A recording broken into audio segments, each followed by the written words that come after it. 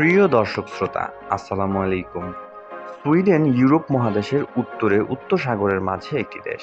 এটি European union এবং সেনজেনভুক্ত দেশ। সেনজেনভুক্ত দেশগুলো অবাধে বাণিজ্য করে থাকে এবং বর্ডার অতিক্রম করতে কোনো ঝামেলা হয় না।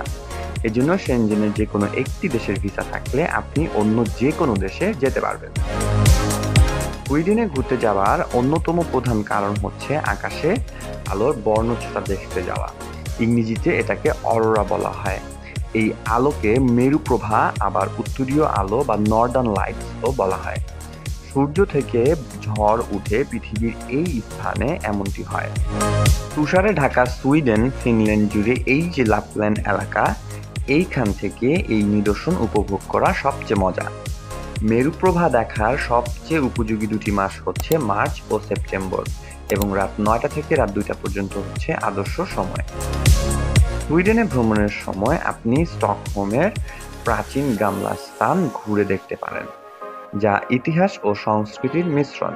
এখান থেকে আর্কটিক সার্কেলের দিকে যাত্রা করে অরোরা বোরিয়ালিসের মোহনীয় আলোক শো উপভোগ করতে পারবেন। এছাড়া সুইডেনের অসংখ্য হ্রদ ও বনে হাইকিং করতে পারেন এবং সুইডিশ খাবার স্বাদ নিতে পারেন, বিশেষত পিৎজা। জাদুঘর ও রাজপ্রাসাদও ঘুরে দেখার মতো জায়গা। আর অবশ্যই নোবেল প্রাইজ মিউজিয়ামে ঘুরে আসবেন।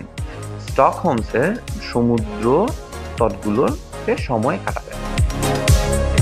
বাংলাদেশ থেকে সুইডেন যাওয়ার জন্য প্রথম একটি বৈধ পাসপোর্ট ও সেনজেন ভিসা প্রয়োজন হবে, যা আপনাকে সুইডেনে প্রবেশের অনুমতি দেবে।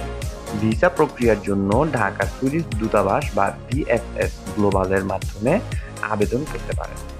ভিসা আবেদনপত্রের সাথে আপনার পেশা সংক্রান্ত ডকুমেন্ট, কভার লেটার এবং অ্যাসেট ভ্যালুয়েশন জমা দেবেন। এই সকল ডকুমেন্ট প্রস্তুত করার জন্য গ্লোবার্ট থেকে আমরা আছি আপনার পাশে। সুইডেনের জন্য কভার লেটার প্রস্তুতের ক্ষেত্রে অনেকেই সাধারণ একটা কভার লেটার লিখে থাকে, কিন্তু সেখানে যথেষ্ট তথ্য থাকে না। আমরা আপনার সাথে আলোচনা করে নির্ধারণ করব আপনার কভার লেটারে কি কি উল্লেখ থাকা প্রয়োজন আছে। সবার থেকে আলাদা কভার লেটার আপনার ভিসা পাওয়ার সম্ভাবনা বাড়িয়ে দেবে।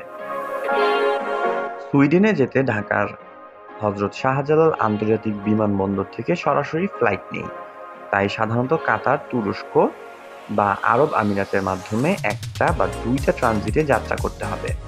যাত্রার আগে সুইডেনের আবহাওয়া ও স্থানীয় নিয়মকানুন সম্পর্কে ধারণা নিয়ে প্রস্তুতি নেওয়া উচিত। সুইডেনে পৌঁছানোর পর স্থানীয় মুদ্রা সুইডিশ ক্রোনা ব্যবহার করবেন এবং পাবলিক ট্রান্সপোর্টের মাধ্যমে সহজেই যাতায়াত করতে পারবেন। আশা করি সুইডেনের ভিসা সংক্রান্ত তথ্য আপনাদের উপকারে এসেছে। যদি কোনো প্রশ্ন থাকে কমেন্ট বক্সে লিখে দিন এবং আমাদেরকে ফোন দিতে পারেন এই নম্বরে। ধন্যবাদ সবাইকে, ভালো থাকবেন, আল্লাহ হাফেজ।